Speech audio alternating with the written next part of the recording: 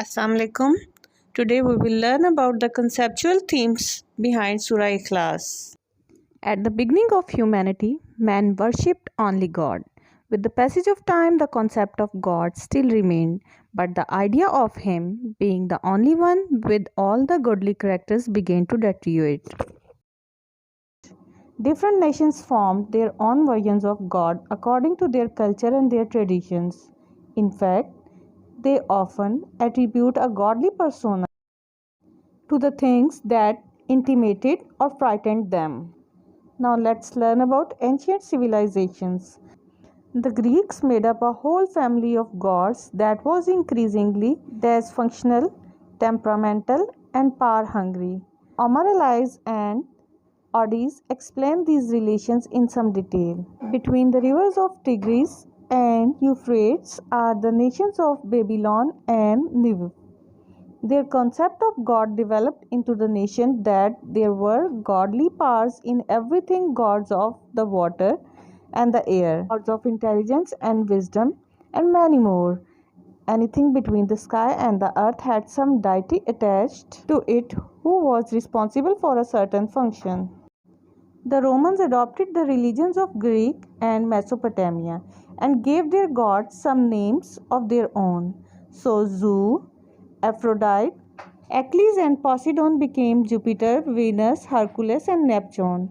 These gods were made into huge statues and planted in the middle of city centers and temples. The Egyptians were extremely superstitious and believed deeply in all the manners of supernatural beings. They were practitioners of magic and thought that all objects had power to heal and harm. They also believed that the king was a god from a divine family. The Chinese built their religious foundation upon the idea that along with God, a higher power, their ancestors, and the elements of nature also had divine powers. They feared that if they did not treat their dead ancestors with respect, such as not visiting them at their burial place, letting the grave overgrow, or refusing to carry on their legacy, the ancestors would send curses upon their family and ruin their luck. Polytheism runs in very veins of Hindu religion. Rocks, trees, animals, even body parts were idolized and worshipped.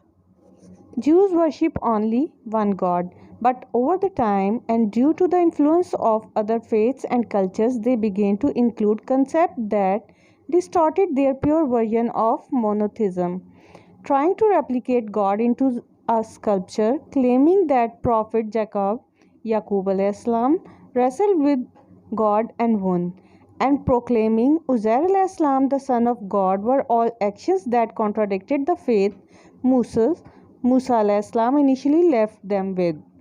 Although they did not outright commit shirk, they also dabbled into forbidden magic and tried to deliberately twist the rules of halal and haram for their own convenience. Jesus means Isa alayhi salam's teaching were built upon the only pillar of Tawheed or oneness of Allah. However, Saint Paul tried to appease other religions by including their deities into Christianity. Over the years, the Christian view on Tawheed transformed into the image of gods as Trinity, like the Father, the Son, and the Holy Spirit. They gave Mary, like Maryam alayhi salam, the mother of Jesus, divine powers as well. Now let's talk about the religion of herbs. Ibrahim alayhi salam, Ismail alayhi salam, and the descendants of Ismail were the source of divine guidance for the Arabs. The Kaaba was there to reinforce the Tawheed, but even then, many elements of shirk made their way into the Abrahamic faith. Over time, the Arabs succumbed to their superstitions and began to ascribe divinity to their ancestors, the angels, the jinn, and even various planets and stars. They still believed Allah to be the creator, but they would allow other beings to share his divine powers. Now it was time to re-guide the people again. When Allah Ta'ala decided it was time to take his servants out of the darkness and into the light, he sent Muhammad Sallallahu Alaihi Wasallam with the right teachings to preach to the disbelievers and those who had lost their way. When the Arabs received the message of Tawheed, the first question they asked was, "What is your God's lineage?" ancestry, how many hairs does he have, and what is he created of. These are the same type of questions that the Christians and Jews of Medina asked Muhammad sallallahu alaihi wasallam on many occasions, and this surah is the answer of all those inquiries. In Islam, however, there is no room for shirk or any element of it. It remains to this day the best and the most accurate version of among all the messengers and messages sent by Allah through different prophets over the millennia because of its uncompromising nature on the concept of Tawheed and the oneness of God.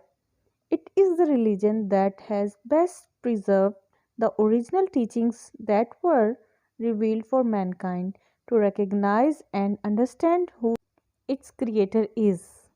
Tawheed in Islam has the same position as the heart does in the human body.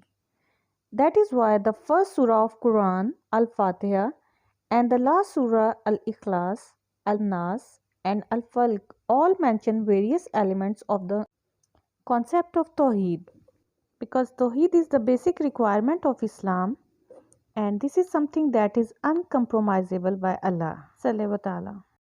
So this was the history of different religions up till now before Islam. In next video we will discuss in detail the meanings, the teachings, those are discussed in Surah Ikhlas. So wait up till then.